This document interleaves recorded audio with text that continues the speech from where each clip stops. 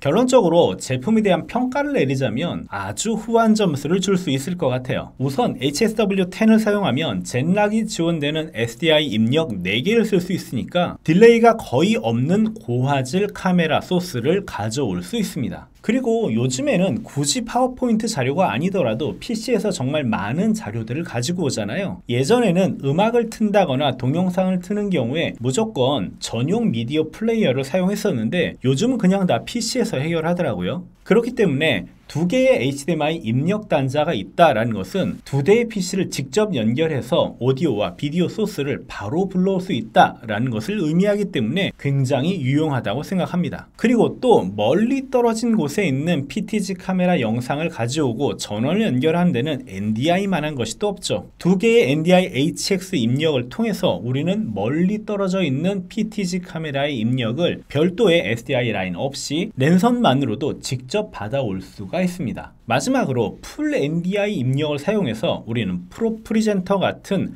투명 자막기의 출력을 별도의 IO 카드 없이도 곧바로 불러와서 자막기로 사용할 수도 있겠죠. 여기에 대해서 좀 자세하게 설명을 드리면요, 스위처 단에서 알파 채널을 지원하는 NDI 입력이 가능하다는 것이 얼마나 대단한 것인지를 한번 생각해 볼 필요가 있어요. 우리가 보통 자막기를 사용할 때는 2가지 방식을 사용해요. 첫 번째는 자막기 시스템에 비디오 스위처의 PGM을 입력하고요, 자막을 얹어서 자막기 시스템에서 최종 PGM이 나가도록 하는 방식입니다. 이건 비교적 구축이 쉽다라는 장점이 있는 대신 2가지 치명적인 단점이 있어요. 첫 번째 단점은 자막기가 죽어버리면 메인 출력이 죽어버린다는 거예요. 아주 치명적이죠. 그리고 2번째 단점은 일단 비디오 스위처 출력이 자막기로 들어온 다음에 자막이 합성돼서 그게 메인 출력으로 나가게 되니까 이 과정에서 많은 딜레이가 발생한다는 겁니다. 이게 그냥 유튜브로만 출력하는 거라면 문제가 없지만 현장에 있는 전광판이나 프로젝터를 통해서 상영해야 되는 거라면 문제가 좀 심각해져요. 앞에 나와 있는 사람이 박수라도 친다고 하면 한 박자 늦게 전광판에 나타나게 되거든요. 이게 별거 아닌 것 같지만 실제로 현장에서 이 광경을 마주하면 아주 사람 미쳐버리게 하는 구석이 있습니다. 그래서 첫 번째 방식, 자막기에서 최종 출력이 나가는 방식은 구축은 쉽지만 치명적인 단점들이 있다 라고 생각하시면 될 것 같고요. 2번째 자막기 운영 방식은 비디오 스위처에 있는 리니어 키어를 사용하는 거예요. 보통은 자막기에다가 2개의 SDI 출력이 가능한 IO 카드를 꼽고요, 여기에서 하나는 키 채널로, 하나는 필 채널로 2개의 채널을 출력해 줍니다. 필 채널은 자막 데이터가 들어가 있고요, 키 채널은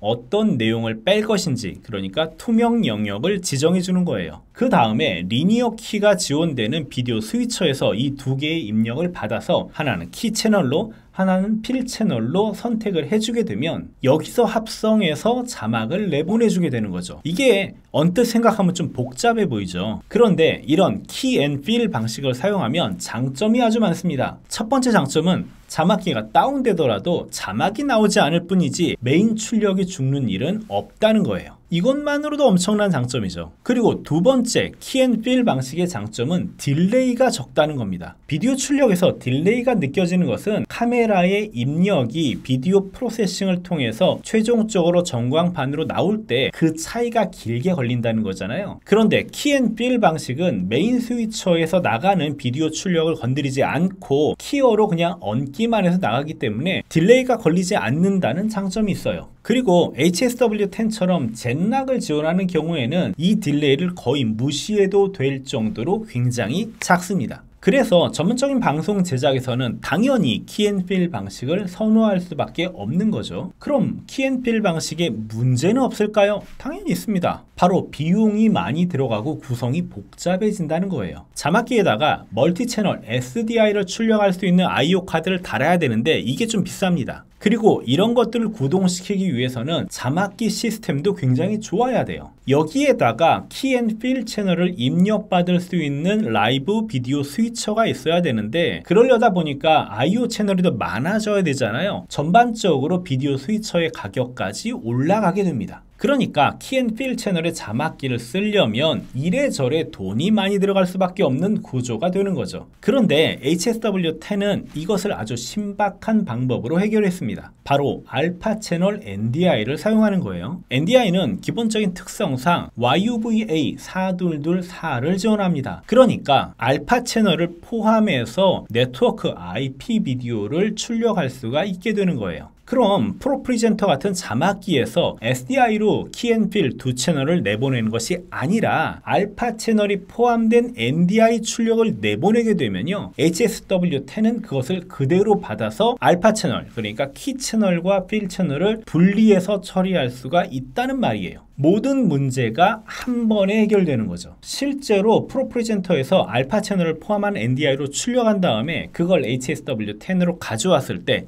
이런 식으로 키필 채널로 정상적으로 분리돼서 동작하는 것을 보실 수가 있습니다. 지금까지 설명드린 것처럼 파나소닉의 AV-HSW10은 여러모로 굉장히 재미있는 제품이라고 할 수 있어요. NDI나 SRT 같은 최신의 IP 비디오 프로토콜도 지원하면서 현실적으로 현장에서 많이 사용되고 있는 SDI나 HDMI도 동시에 사용할 수 있기 때문에 다양한 용도로 제품을 이용하실 수가 있습니다. 그러면서도 우후죽순 등장하고 있는 저가형 비디오 스위처와는 다르게 파나소닉의 고급형 모델의 모든 기능을 그대로 제공한다는 것도 굉장히 인상적이었습니다. 그래서 우리는 이것을 가지고 아무런 부가 장비 없이 양방향 SRT 이원 생중계 솔루션을 구축할 수도 있고요. 카메라에서 출력되는 SDI와 NDI를 모두 사용해서 완벽한 이중화 구조를 갖는 하이브리드 방송 솔루션을 구축할 수도 있습니다. SDI나 NDI 둘 중에 뭐 한 가지가 죽더라도 라이브 방송은 끊어지지 않게 할 수 있다는 거죠. 그리고 또 두 개의 NDI 출력을 이용해서 건물 전체에 NDI 멀티캐스트를 지원할 수도 있어요. 아주 간단하게 전관 방송을 구축할 수 있다는 얘기죠. 이제 사용자의 상상력에 따라서 제품의 한계가 결정되는 그런 시대가 온 것 같습니다. 그리고 여기에 파나소닉의 안정성과 기능이 더해지는 것은 덤이고요. 오랜만에 파나소닉에서 아주 재미있고 인상적인 제품을 출시한 것 같아서 기분이 좋습니다. 그리고 또 한 가지 기대되는 게 뭐냐면 바로 이 AV-HSW10이 파나소닉에서 내놓은 첫 번째 하이브리드 비디오 스위처라는 거예요. 이 정도 스펙의 제품이 첫 번째 출시한 모델이라는 것은 여러 가지 시사하는 바가 큽니다. 다들 아시는 것처럼 파나소닉은 수십 채널의 비디오 스위칭이 가능한 비디오 스위처를 제작하는 회사예요. 저는 이것을 가지고 파나소닉에서 시장 간을 좀 보는 게 아닌가 하는 생각이 들어요. 그래서 이 제품이 충분히 시장에서 먹힌다라는 판단이 들었을 때는 당연하게도 후속작으로 더 많은 채널과 에밋단을 지원하는 하이브리드 비디오 스위처가 출시되게 될 겁니다. 일단 사람들이 한번 좋고 편리한 것을 경험하게 되면 이전으로 다시 돌아가기는 힘들어요. 지금에 와서 스마트폰을 버리고 픽처폰으로 갈 수 없는 것처럼 말이죠. 그래서 이번 AV-HSW10의 리뷰가 한편으로는 재미있기도 했지만 또 한편으로는 향후 파나소닉의 행보가 기대되는 그런 제품이기도 했습니다. 부디 더 좋은 제품을 많이 출시해서 사용자들이 더 편리하고 합리적인 워크플로우를 가질 수 있게 되기를 기대해 봅니다. 저 영상이 도움이 되셨다면 구독과 추천 부탁드리고요. 저는 더 재미있고 유익한 내용을 가지고 다시 찾아뵙도록 하겠습니다. 감사합니다.